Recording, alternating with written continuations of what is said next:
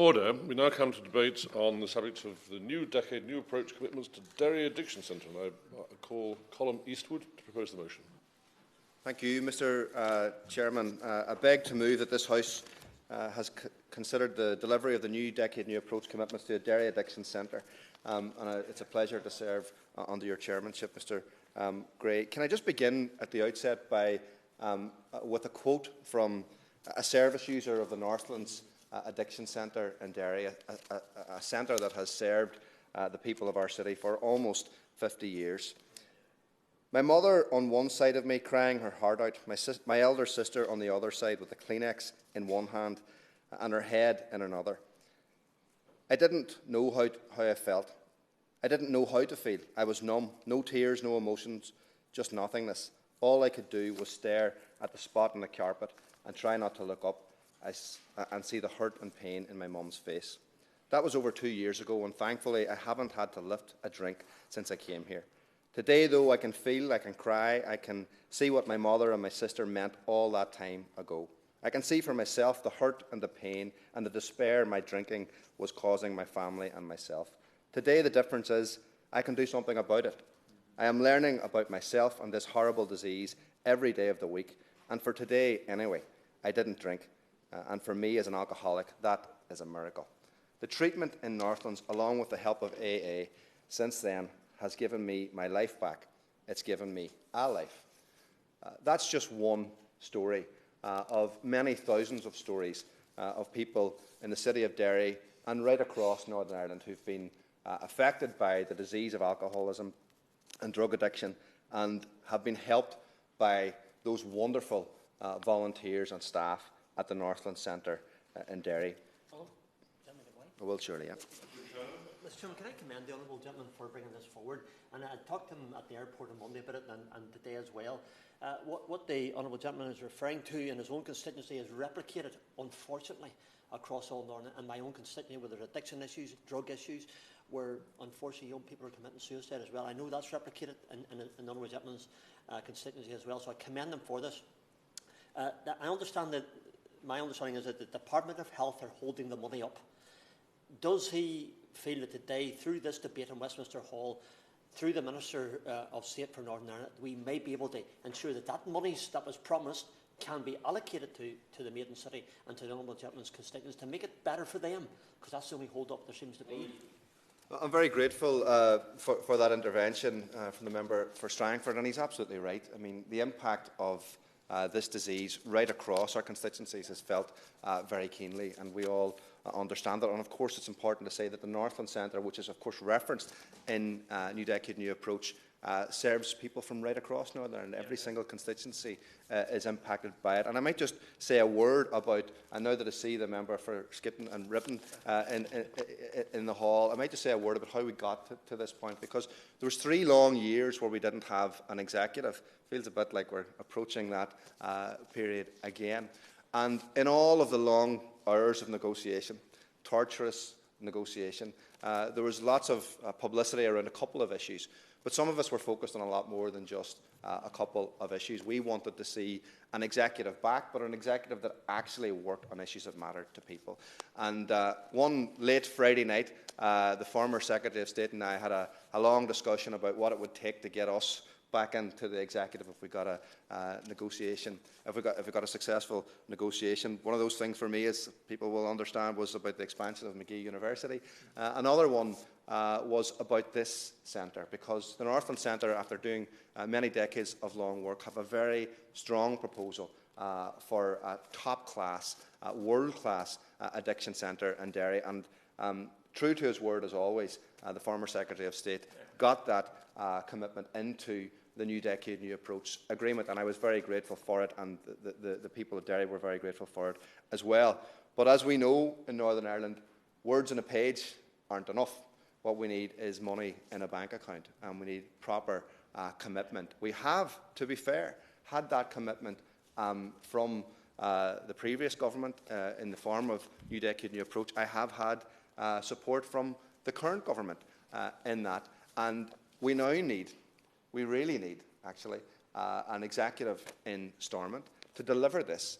Unfortunately, even when we had an executive, when we had a minister up until last Friday, I think it was, we still couldn't get this money out. So there are a number of things that I would like this government to commit to now. I think what we need is an understanding of what happens if we don't have an executive. And all of us, I think, in this hall want to see an executive as soon as possible. I would love to see all parties committing to get into government urgently, to getting round the table and to doing the job that we were all elected to do. But if that doesn't happen, I want the Minister to answer a number of questions for me, if he might. Is this British government still committed to delivering on this aspect of NDNA? Because we hear an awful lot about all the commitments. This is a very important commitment for many people. What is the impact of this political instability on this particular proposal?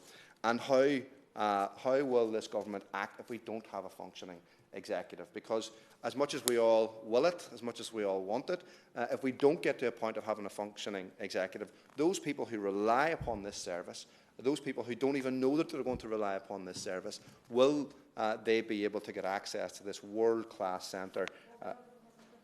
I will surely, yeah. I thank the honourable friend for giving way. Now, last year and the year before, on average, almost every day in Northern Ireland, somebody died because of the way that they misused alcohol.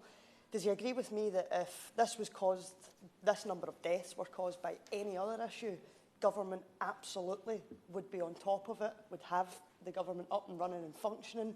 And does he agree with me that there is no excuse for this lack of clarity from government? Colum Eastwood. Well, you know, the honourable member is absolutely right. One person every single week in Northern Ireland dies from alcohol-related disease. If you add in drug-related deaths, we're talking about 10 deaths a week. If that was happening in full public view, can you imagine the outcry?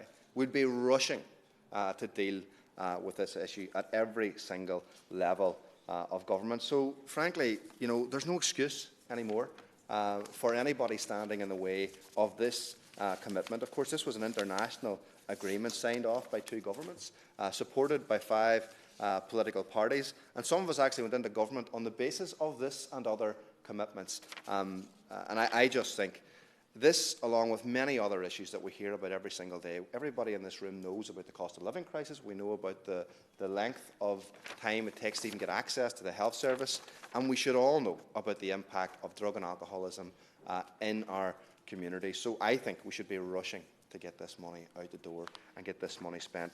Northlands has a very proud record, and I want to put on record just how grateful the people of our city and the people of Northern Ireland are to all of the staff at Northlands and all of the volunteers and all the people who put their money in the boxes when they see it to support that wonderful service. Because over the past 5 years alone, there's been 1,186 weeks of treatment for hundreds of people attending the 6-week residential programme at Northlands. 12,886 non-residential counselling slots have been used, and on average, over 35% of people for whom the data is available in this period are in recovery, with an average of under 10% in relapse management. I will surely. In his remarks, talk a little bit more about the team behind Northlands, because I recall when I was Secretary of State that this is not a commercial enterprise, it's not a money-making enterprise, it's just local people who understand the specific issues in Derry with these addictions, who are passionate about those priorities, and were deeply impressive.